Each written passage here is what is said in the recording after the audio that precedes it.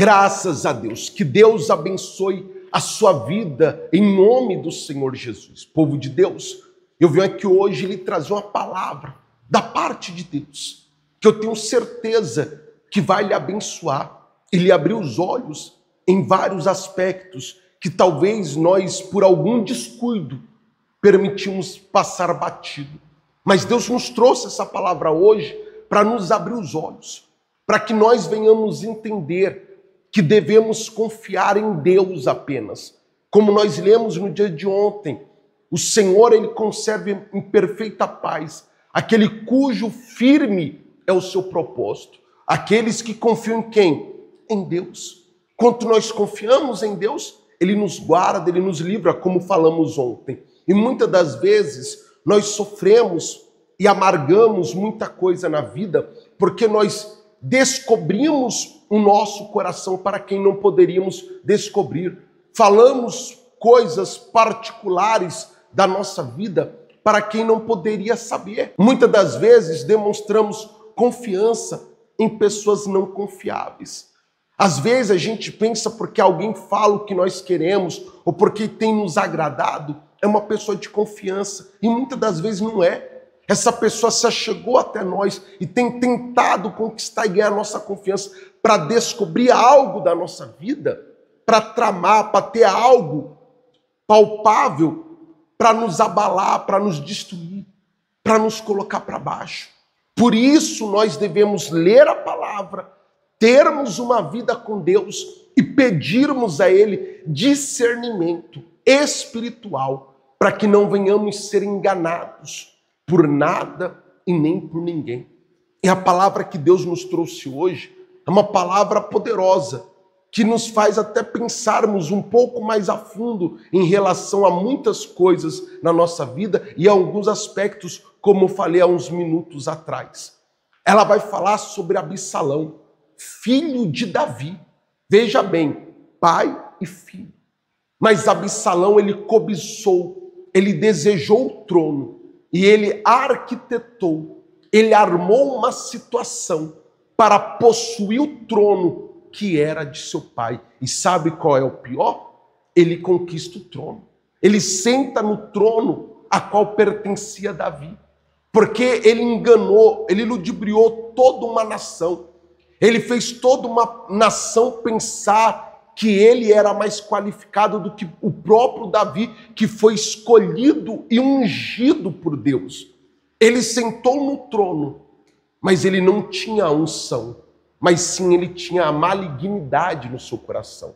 E Davi, por amar o seu filho, ele foge, ele corre, porque ele sabia que se ele fosse confrontar o filho dele, ele o mataria.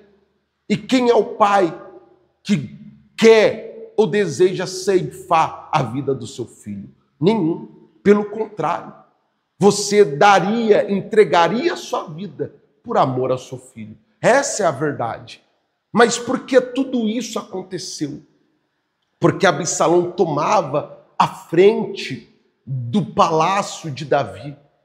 Absalão ali adiante de Davi, antes do povo chegar até Davi, Absalão, ele conquistava, ele fazia o povo pensar que ele era mais qualificado que Davi, que ele julgaria a causa daquele povo de forma honesta. E o povo começou a descobrir o seu coração e confiar em Absalão. Mas mal eles sabiam o que Absalão estava tramando contra o rei Davi e contra aquela nação. Porque quem alcança uma posição de poder, que alcança algo que tem influência sobre a vida dos outros de forma ilícita, tem uma certeza: essa pessoa não trará paz, essa pessoa não trará prosperidade, essa pessoa não trará a plenitude de Deus àquela nação, não, mas trará tormento, sofrimento e ranger de dentes. E muitas das vezes levará o povo a uma miséria extrema. É como está escrito na palavra de Deus: a alma farta, ela pisa favos de mel, mas e a faminta? Todo amargo é doce. O rei, aquele que alcança, que galga posições poderosas e alcança de forma errônea, de formas duvidosas, ele faz com que o povo venha viver um momento de sofrimento, de amargor na vida. E o povo naquela situação, todo amargo é o quê? É doce. E muitas das vezes eles esquecem que há pouco tempo atrás eles pisaram favos de mel, porque eles estavam abençoados, mas não souberam valorizar, não souberam colocar confiança em quem realmente deveria.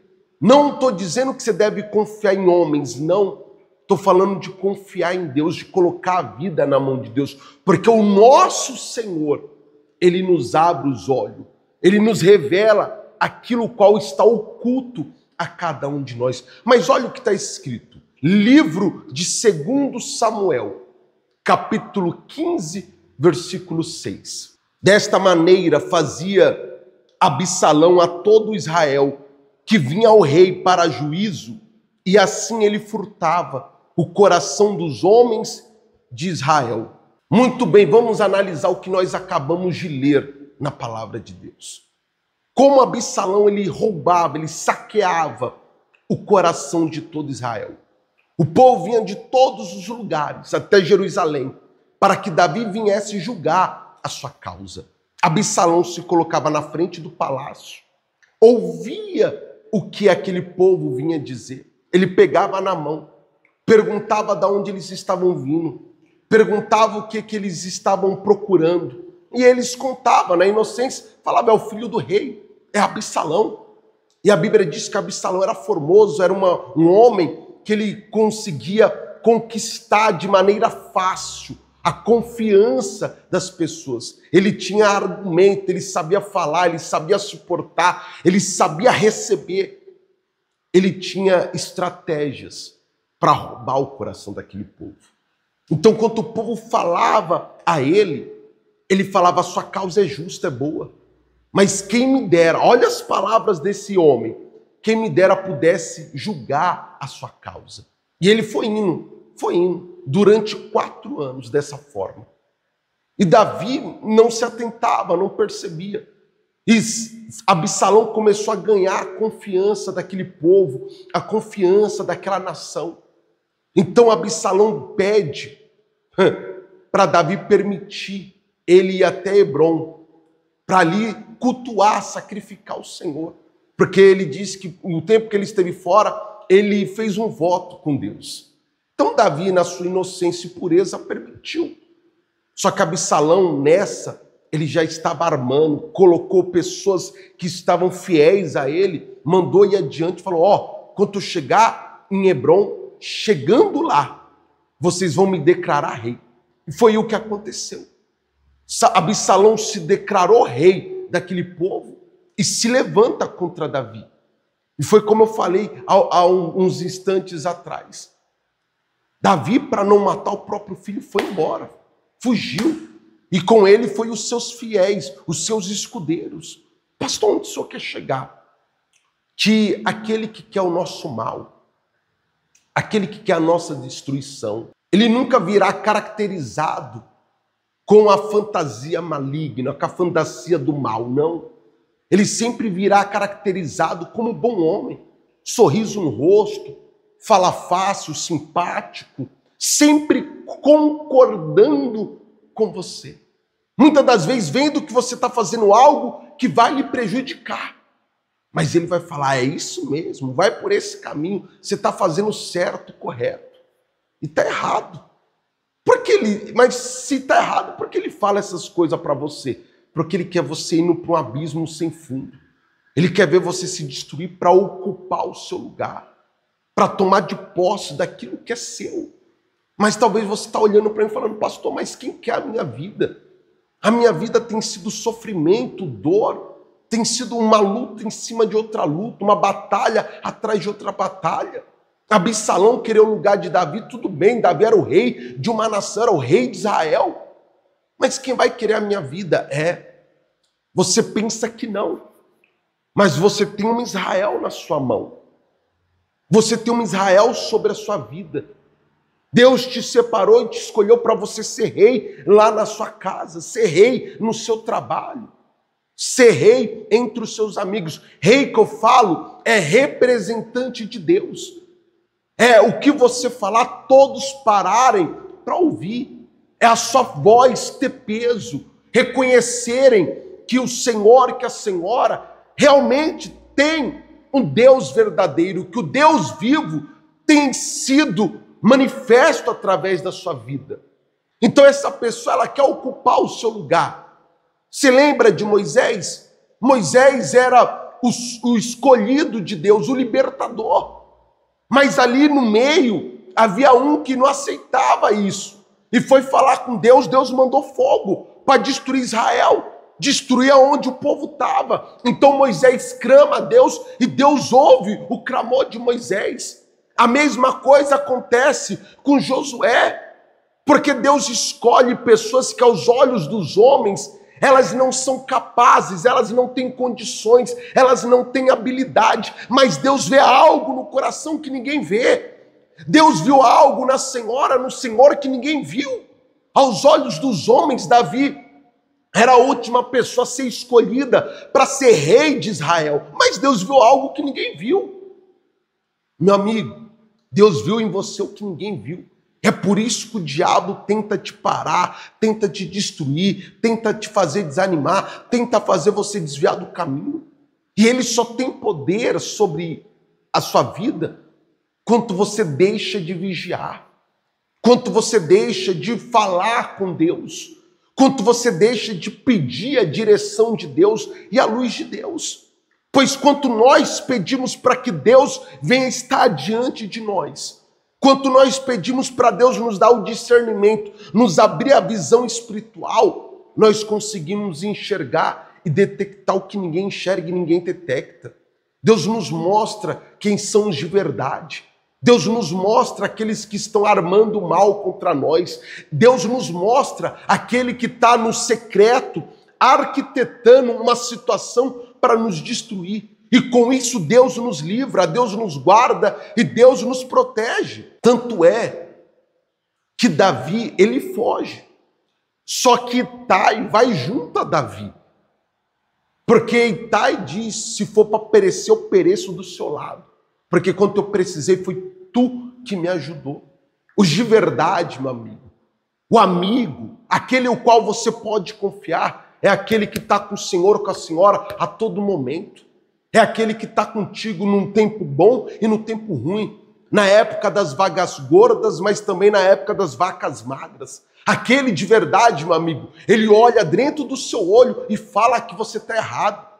Fala que você tem que mudar, que você tem que se consertar, que você tem que viver na verdade, viver na palavra de Deus. Esse é o amigo de verdade.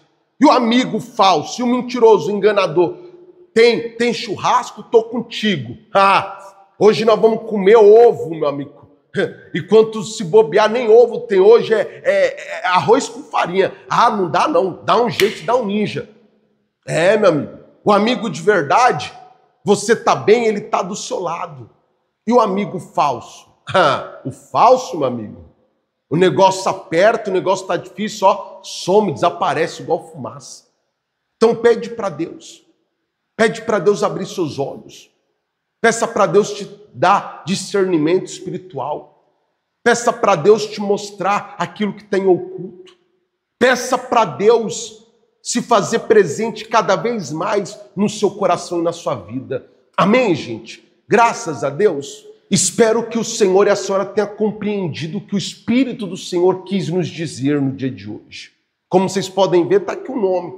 Hoje, daqui a pouquinho, estarei colocando mais nomes aqui dentro que nos foram enviados. Se você não nos enviou ainda, nos envie. Eu quero orar por você. Eu quero pedir para Deus abrir seus olhos. Eu quero pedir a Deus que lhe dê discernimento espiritual. Eu quero pedir a Deus que o mesmo Deus que foi com Davi no momento da luta, que o mesmo Deus que foi com Jacó na sua caminhada da fé, que o mesmo Deus que chamou Abraão, que o mesmo Deus que não deixou Isaac padecer, venha aparecer, se manifestar na sua vida de forma rica e poderosa. Então nos envia o seu nome e ore conosco todos os dias, até o dia 28 de fevereiro. Eu gostaria que você orasse junto comigo, pois o Deus de Betel, o Deus que abre os olhos, se apresentará ao Senhor e à Senhora. Mas nesse momento eu gostaria de unir a minha fé à sua.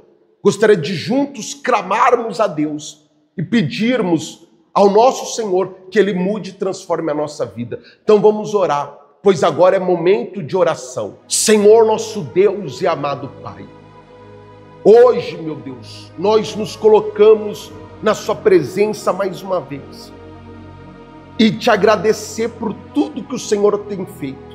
Obrigado, meu Deus, por ser conosco a todo instante. Obrigado por nos sustentar até aqui. Obrigado por não nos permitir cair nas armadilhas e ciladas do inimigo. Mas eu lhe peço nesse momento, hoje a oração será breve, eu só lhe peço, meu Deus, que abra os olhos deste homem e desta mulher que tem orado conosco. Não permita, meu Pai, eles serem enganados, ludibriados ou passados para trás, meu Pai, em quaisquer situação. Não permita que o mal, meu Deus, os segue espiritualmente. Não permita que o mal, meu Deus, os leve para um abismo sem fundo, não. Mas pelo contrário, abra os olhos de cada um que tem orado conosco. Dê a cada um de nós, meu Deus, uma visão apurada, uma visão, meu Deus, aguçada, espiritualmente falando. Nos mostra o que nós não conseguimos enxergar, nos revela o que está em oculto, meu Deus, e põe por terra o mal, põe por terra a doença, a miséria, põe por terra o engano, a mentira, põe por terra, meu Deus, tudo aquilo que tem entrado na nossa vida e nos nossos caminhos para nos atrasar, para nos impedir de avançar. Remove, meu Pai, da nossa vida, remove dos nossos caminhos os falsos amigos, remove dos nossos caminhos o mentiroso, o enganador, e, meu Deus, seja conosco, ilumina a nossa vida, glorifica o Teu nome através de cada um de nós, que venhamos refletir, meu Pai, a Sua glória e a Sua grandeza. Que a nossa vida, meu Deus, venha a ser um testemunho vivo nessa terra.